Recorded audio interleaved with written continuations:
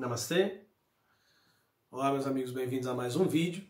Nós estamos continuando uma série antiga, bastante popular, que é o Contradições da Bíblia, que foi lá do nosso primeiro canal do Shintoísmo Cristão, na nossa primeira fase, na época do Templo Sofiânico, e agora também, que está aí continuando igual a série DAT, né, que já é da nossa segunda fase. Antes disso, quero dizer a vocês, dar uns avisos. Primeiro, se você não nos segue no Instagram, procura lá Mestre Aleph, passa a nos seguir no Instagram, porque vamos fazer lives tanto no YouTube como no Instagram. Você quer saber de mais redes, de onde nós estamos aí na internet, acesse mestrealeph.com. E se você quiser receber novidades, quando as postagens entram no ar, quando os vídeos estarão no ar, se inscreva na nossa lista do WhatsApp. Você vai encontrar isso aí no nosso site, mestrealeph.com. Segundo aviso, que é importantíssimo, nós vamos abrir um canal novo, chamado Kabbalah Pop. A gente fala aqui de muitos temas, então nós vamos dividir esse tema mais específico e vamos falar nesse canal novo, Kabbalah Pop. Fique atento, porque o Silmarillion Parte 2, vários vídeos que foram prometidos, como Boneca Russa, o Rei Leão Parte 2, Stranger Things, História Sem Fim, todos eles irão para esse canal novo. Nós vamos fazer todas as continuações lá. E aqui no Aleph 888, ou Aleph Hofer, né, se você colocar 888 você ainda encontra, e também na página, você vai continuar vendo o nosso material variado. Cristianismo, Telemann, hinduísmo, todos esses assuntos. Tudo bem? Então vamos lá. Bom, existem dois relatos da criação no Gênesis. O capítulo 1 do livro do Gênesis e o capítulo 2 e 3, eles têm relatos totalmente diferentes. O capítulo 1 tem um relato, o capítulo 2 e 3, um outro relato.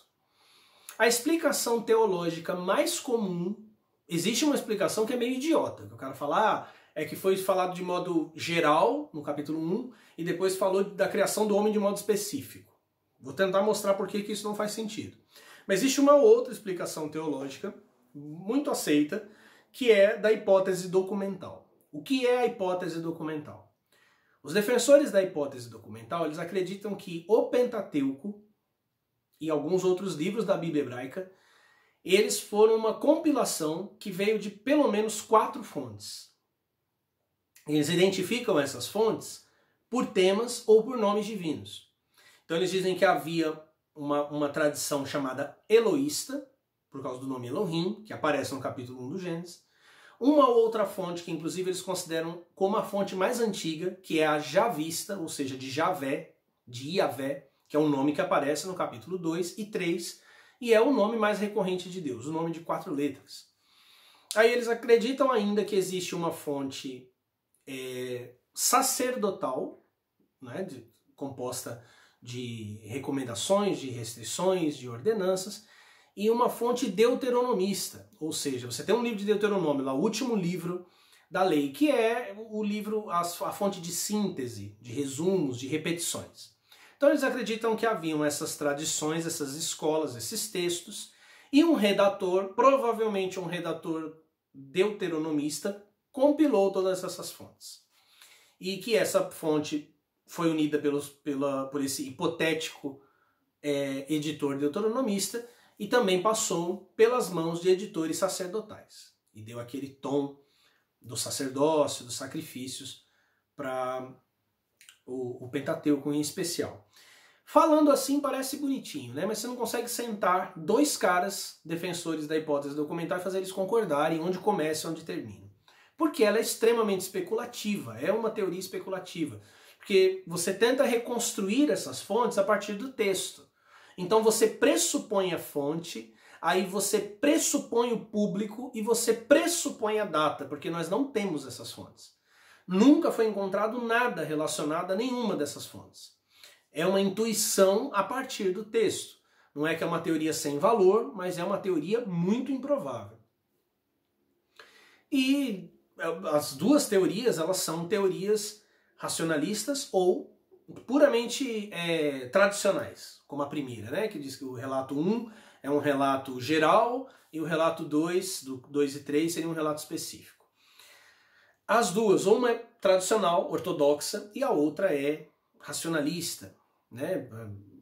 A cara do Renascimento, né? E das teologias mais liberais. O que eu vou propor aqui é uma outra teoria. A de que o capítulo 1 fala de uma criação primeira que é distinta, totalmente diferente da criação segunda. Primeiro vamos observar as contradições, né? Que elas são gritantes no texto. Qualquer pessoa pode notar contradições da Bíblia, assim como o DAT. Nós fazemos uma leitura, enquanto no DAT nós lemos apenas o texto, nas contradições da Bíblia nós entramos num outro campo que é o Uremes, das 4 formas de ler as Escrituras. No Uremes justamente nós encontramos as contradições. A Bíblia foi composta com uma infinidade de contradições e nós vamos em direção a essas contradições para descobrir um segredo maior. Então, primeira coisa que você nota. No capítulo 1, a terra é feita em 7 dias.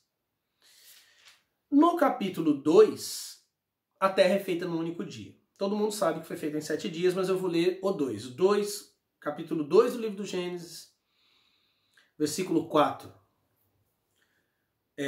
No tempo em que Yahvé Deus, ou Jeová Deus, fez a terra e o céu, não havia ainda nenhum arbusto dos campos. Só vai haver menção a esse dia, no dia em que ele fez a terra e os céus. Outra contradição já está aqui no próprio texto. Se você ler o versículo 11 do capítulo 1, Deus disse que a terra verdeje de verdura, ervas que deem semente, árvores frutíferas que deem sobre a terra segundo sua espécie, frutos contendo sua semente, e assim se fez.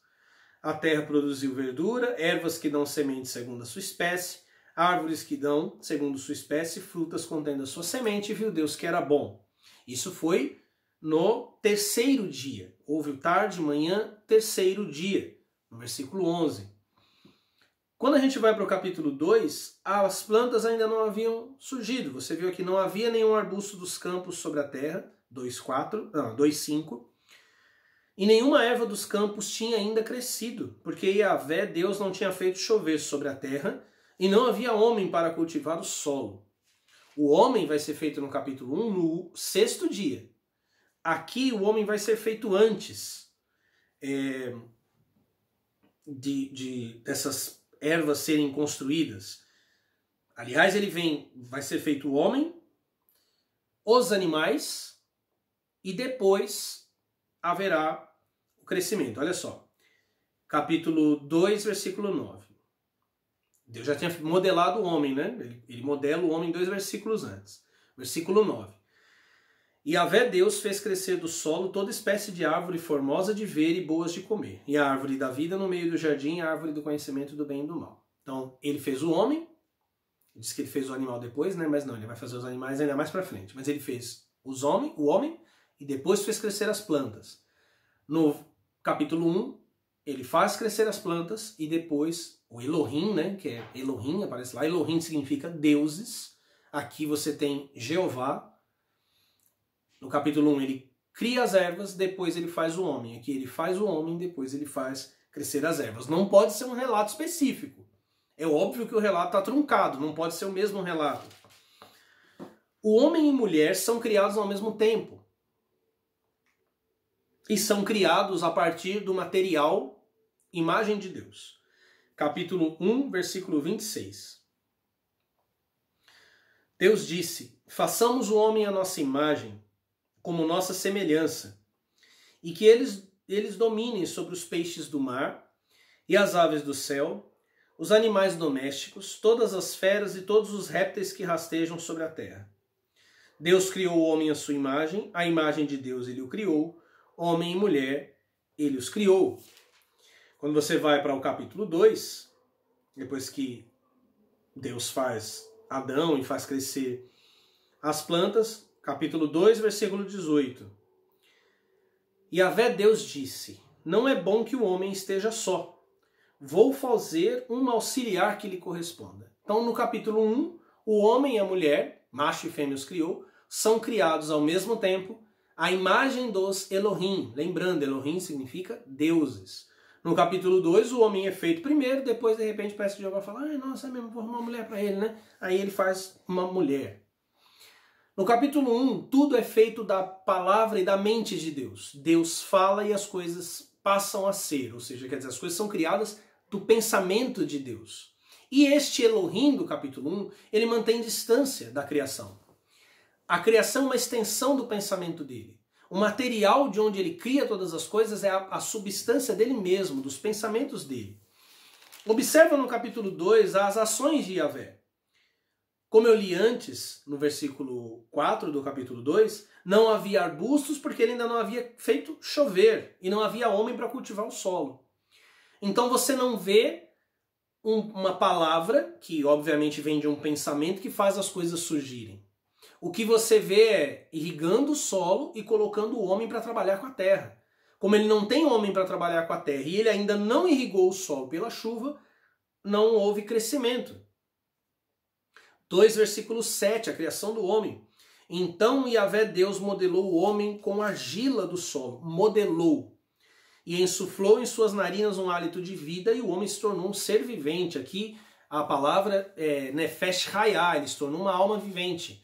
Quando ele fizer os animais, vai dizer que os animais também são Nefesh Hayah. Para quem é católico ou evangélico e acha que você é melhor que os animais, que sua alma vai para o céu e o bichinho morre lá, desaparece, segundo o relato da criação aqui, o relato 2, não tem diferença nenhuma entre você e os animais. Eles são alma vivente e você é alma vivente também. Ah, mas Deus soprou em Adão para pôr Adão para trabalhar para ele. No capítulo 1, quando o homem e a mulher são criados, eles são criados e são colocados como substitutos de Deus, que eles dominem, eles se tornam senhores. No capítulo 2, o homem é criado e é colocado no jardim para trabalhar no jardim e guardar o jardim. Versículo 15 do capítulo 2. E Yahvé Deus tomou o homem e o colocou no jardim do Éden para o cultivar e o guardar. Quando tem a mulher, ele diz, agora vocês vão tornar-se uma só carne. Lá no capítulo 1, o homem e a mulher, criados de Elohim, eles devem multiplicar-se. Quando a gente fala em multiplicar, como a gente tem uma leitura condicionada na cabeça, Deus mandou eles terem filhos. É assim que a Igreja Católica lê, que a maioria dos evangélicos lê. O que Elohim manda o primeiro casal fazer é multiplicar-se assim como ele acabou de se multiplicar. Ele não fez a sua imagem, é por isso que ele descansa. Agora, aquele homem e mulher que ele criou a sua imagem são os deuses da criação. E como deuses da criação, eles devem se multiplicar, produzir imagem e semelhança deles em todas as coisas que Yahvé fez, ou que Elohim fez. Isso é um nível acima do meramente procriar. Detalhe mais importante, quando completa-se a criação, no capítulo 1, Elohim, os deuses, dizem aos seres humanos. Versículo 29. Deus, Elohim, disse, eu vos dou todas as ervas que dão semente e que estão sobre a superfície da terra, e todas as árvores que dão frutos que dão semente. Isto será vosso alimento. Todas. E Deus viu que era bom. Versículo 28. Deus os abençoou. Todo o tempo que Elohim cria, ele abençoa o que cria. E quando ele cria a sua imagem, ele diz, todas as árvores, todas as ervas, vocês podem comer. No capítulo 2, o que Jeová faz? Versículo 16 do capítulo 2. Logo depois que ele pôs Adão, não tem Eva ainda, no jardim. E Yahvé Deus deu ao homem este mandamento. Pode comer de todas as árvores do jardim, mas da árvore do conhecimento do bem e do mal não comerás, porque no dia em que dela comeres, terás que morrer. Então Elohim disse, de todas as árvores vocês podem comer. Jeová diz, vocês podem comer de todas, menos de uma árvore que está no meio do jardim.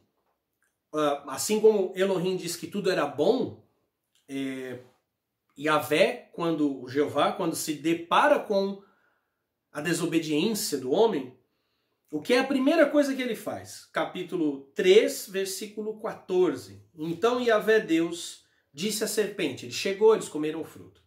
Por que fizeste isso? És maldita entre todos os animais domésticos e todas as feras selvagens. Depois, ele amaldiçoa a serpente. Aí ele não diz que amaldiçoa, mas a mulher, as dores do parto da mulher aumentam, a mulher passa a ser objeto de cobiça e de domínio do marido. Adão tem que trabalhar, ele se transforma num trabalhador. Versículo 17 do capítulo 3. Ao homem ele disse: por que escutaste a voz da tua mulher e comeste da árvore que eu te proibira comer? Maldito é o solo, maldita é a terra, por tua causa. Então você tem no capítulo 1, Elohim abençoando e vendo que tudo é bom, o que é bom não se degenera, o que é bom não apodrece, o que é bom não se deforma. E no capítulo 2 nós temos Jeová, que não cria o homem de si mesmo, ele cria o homem já de um material inferior, ele modela Adão da terra, coloca Adão no jardim para lavrar a terra, proíbe Adão de comer uma árvore, e quando Adão desobedece junto com Eva, ele amaldiçoa a terra e a serpente que ele fez. Porque no capítulo 2, versículo 19, diz: e Yahvé, Deus, modelou então do solo, assim como Adão, do mesmo solo, todas as feras selvagens e todas as aves do céu. Ou seja, ele modelou do mesmo material que ele fez Adão. E aí o que diz o capítulo 3, versículo 1? A serpente era o mais astuto de todos os animais dos campos que Yahvé, Deus, tinha feito. Ele fez a serpente astuta e deixou Adão e Eva sozinhos com a serpente. É óbvio que há um cenário para a queda aqui. Hoje em dia, existe não sei, talvez um humanismo, um materialismo católico, evangélico, que diz, não, o problema não é o corpo, né? O problema não é o corpo, carne, sarx em grego não é o corpo, sarx é a natureza, né? Não sei que natureza é essa, né? Porque isso não é o corpo. Isso não condiz com o que as escrituras dizem. O apóstolo Paulo diz que a carne e o sangue não herdam o reino de Deus. É de corpo sim. Eu já falei isso em vídeos muito antigos, já falei em textos também. Adão não poderia não cair, porque ele foi modelado de um material decadente. E é dito para ele depois, você vai morrer e voltará para o solo. O corpo de Adão é um corpo animal. E o apóstolo Paulo, quando fala em 1 Coríntios 15, quando ele está falando de ressurreição, e a gente vai tentar entender o que significa a ressurreição hoje, ele está falando que nós perderemos o corpo psíquico, ou seja, o corpo que é a alma, Nefesh, Hayah, são nomes da alma, tanto na Kabbalah como em hebraico, né, são nomes da alma. Nós deveremos morrer neste corpo psíquico, que em muitas traduções da Bíblia, lá em 1 Coríntios 15, vai estar falando o homem animal, mas na verdade é o homem psíquico, o homem da alma, o homem dos seus pensamentos e emoções, e receber um corpo ressuscitado, que é um corpo pneumático, ou seja, um corpo espiritual. Esse corpo espiritual não é formado de carne e sangue. Esse corpo de carne e sangue ele foi feito para cair. Eu acho que os calvinistas, os teólogos calvinistas, são muito mais sinceros do que qualquer teólogo católico e do que qualquer teólogo evangélico. Porque o teólogo calvinista, ele vai dizer assim, Deus predestinou o homem a cair. O teólogo católico, e a maioria dos teólogos evangélicos, vai falar assim, não, Deus deu livre-arbítrio ao homem e ele permitiu que o homem caísse. Presta atenção, e os teólogos calvinistas dizem isso. Que permissão é essa? Segundo todos eles, Deus é onisciente. Deus sabe o futuro. Os meios pelos quais ele sabe o futuro diferem da maioria dos teólogos católicos, evangélicos e calvinistas. Mas todos concordam que Deus sabe o futuro. Agora você é Deus, e você sabe o futuro, e você modelou o seu bonequinho de barro lá. Soprou nele, ele está vivo. Aí você sabe o futuro. Você sabe que ele vai cair, vai desobedecer você, porque ele vai comer de um fruto que você vai proibir, incitado por uma serpente que você vai criar, e uma mulher que você vai dar para ele. Você não quer que ele caia, você quer que todos se salvem. Aí o que você faz? Faz crescer a árvore, faz a cobra, faz a mulher e dá a proibição. Não é possível que não se perceba que foi um cenário montado. Então, quando nós falamos em morte, até mesmo quando nós falamos em salvação, Jesus morrendo para salvar a humanidade, Jesus derramando sangue para salvar a humanidade, para redimir o pecado, nós estamos falando da segunda criação. Ressurreição não é um corpo, não é o thriller do Michael Jackson. Levantou os corpos lá e começaram glória a Jesus. Tal. Não é isso que vai acontecer no fim dos tempos. A ressurreição é a ressurreição do corpo espiritual da primeira criação, aquele corpo que é um com Deus, que é um com os Elohim, que é a imagem dos Elohim, que foi criado no final da criação e posto num cosmos no qual ele é o último elemento de uma mandala cósmica que ele faz girar e faz existir. Ele não é o primeiro elemento criado para ser um roceiro, porque Adão foi criado para ser um roceiro, né? De Jeová. Inclusive o Talmud diz que quando Adão foi feito, porque eu não li o texto na sequência, mas diz, eu vou dar uma mulher para Adão. Não diz que vai dar uma mulher, eu vou dar uma companheira para Adão. Aí diz que ele modelou os animais do pó da terra, igual ele modelou Adão. E colocou esses animais diante de Adão para que Adão escolhesse o nome deles. Isso é o que diz o texto bíblico. O Talmud diz que Adão copulou com todos os animais.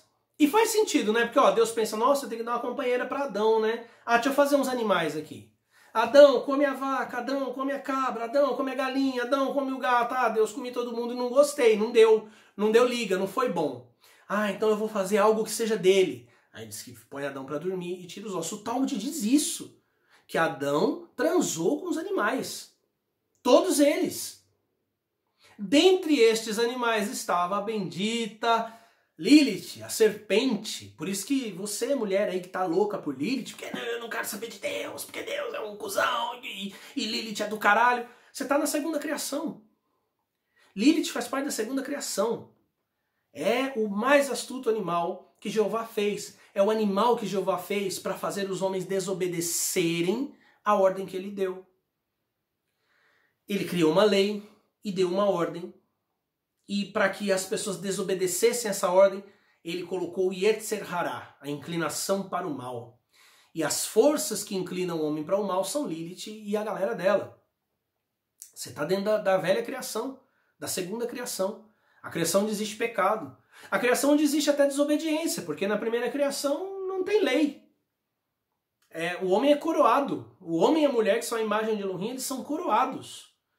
Eles não são colocados como trabalhadores. Você percebe, e eu fiz tô fazendo análise cagada aqui, eu tô correndo com ela. Mas nessa análise cagada que nós estamos fazendo, você está vendo que as duas criações são radicalmente diferentes. O nome de Deus, Jeová e Elohim, não é porque haviam duas tradições e essas tradições foram condensadas, até porque pensar dessa forma, quando você tem pouco papel, pouco material para escrever, pouca gente que sabe escrever, você tem que ser econômico no registro das fontes. Não é igual hoje, que você tem trocentos caracteres aí para você escrever na internet.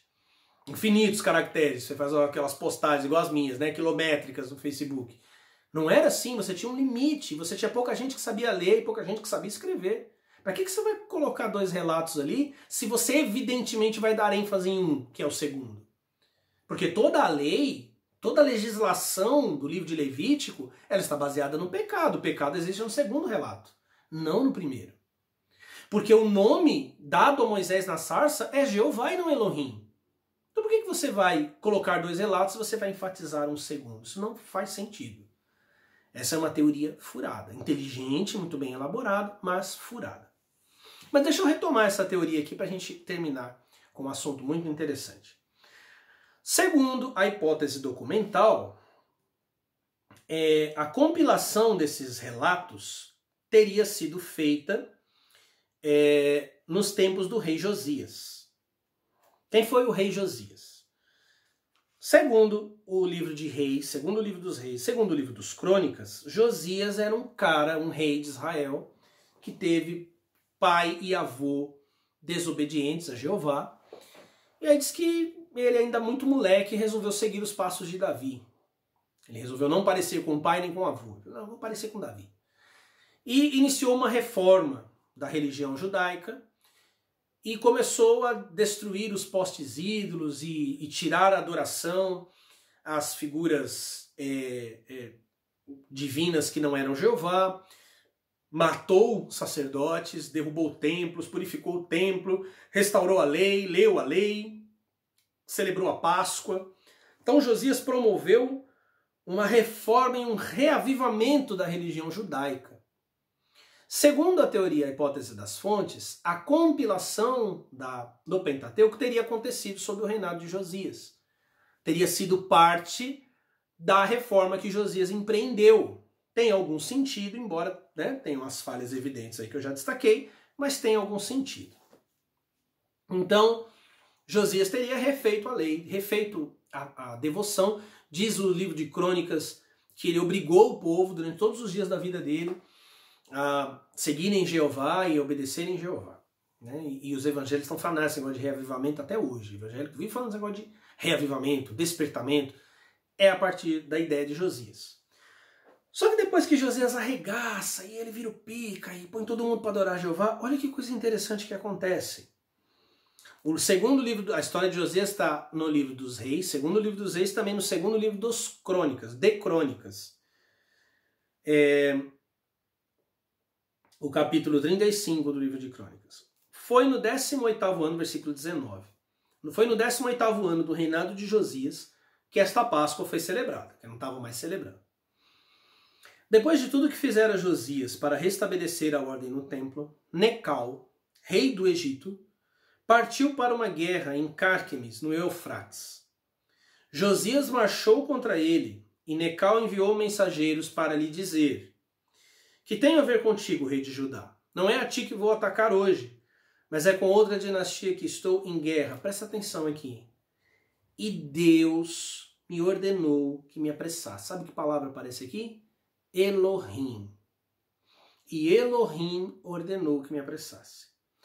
Deixa, pois, agir o Deus. Deixa, pois, agir o Elohim que está comigo. O deuses. Nossa, que erro de português. A concordância está errada. É um erro pensar que os egípcios eram politeístas. Assim como é um erro, por exemplo, pensar que as religiões iorubás são politeístas. Não são. Os deuses egípcios, eles são todos expressões de um único princípio divino. Assim também os gregos, assim também no shintoísmo. E na religião iorubá só existe um Deus, e os orixás são filhos desse Deus, como os anjos. Então quando se diz o Elohim, quer dizer que existe uma variedade ali, existe uma multiplicidade dentro de uma unidade. Por isso é o Elohim. Deixa, pois, agir o Elohim que está comigo, para não suceder que ele te arruine. Olha que coisa interessante, né? Josias acabou de arregaçar.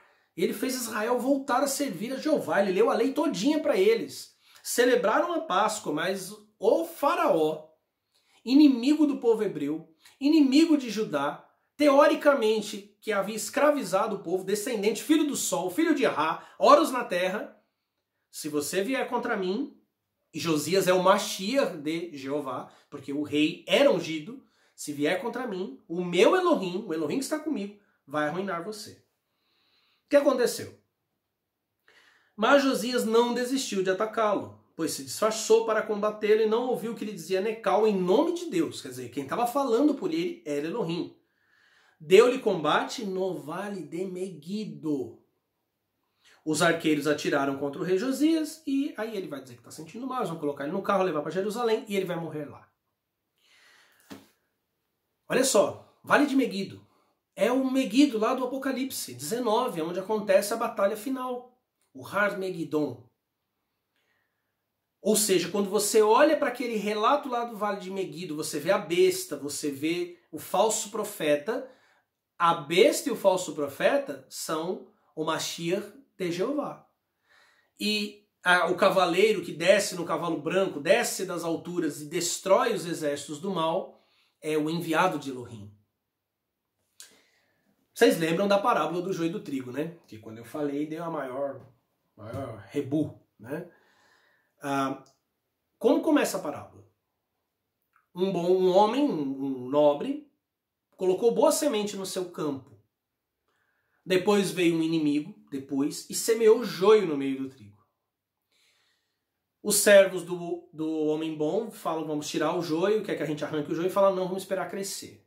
Depois, quando as duas tiverem aparecido, a gente tira. É isso que aconteceu. Elohim e Jesus, né, o próprio Jesus diz, o homem que semeia boa semente é o filho do homem, construindo uma criação perfeita, onde não há morte, não há pecado. Pertence a essa criação perfeita os deuses gregos, os deuses do Egito, os deuses do Japão, os deuses nórdicos, os deuses da Índia. Eles são Elohim. Então veio Jeová e criou uma outra criação, e semeou joio no meio do trigo, e colocou um véu, e modelou um homem, a imagem daquele homem, e modelou uma natureza onde há maldição e morte. Quando Jesus nasce, ele está lidando com esta natureza, porque o tempo da ceifa não havia chegado. Por isso Jesus tem que nascer, viver e morrer, oferecer seu sangue em sacrifício para libertar os homens, para comprar os homens. Essa é a linguagem do Apocalipse. Comprou reis e sacerdotes para Deus. Agora, o que nós chamamos de era do Espírito Santo é a época da colheita, em que deve haver a separação da segunda e perecível e amaldiçoada criação para a ressurreição da criação perfeita, a aparição da Idade do Ouro. Isso irá fazer emergir um cristianismo, uma visão do cristianismo que a maioria das pessoas ainda não conhece. Espero que você tenha gostado, medite nisso, voltaremos a esse assunto no futuro, que todos nós possamos chegar lá. Namastê.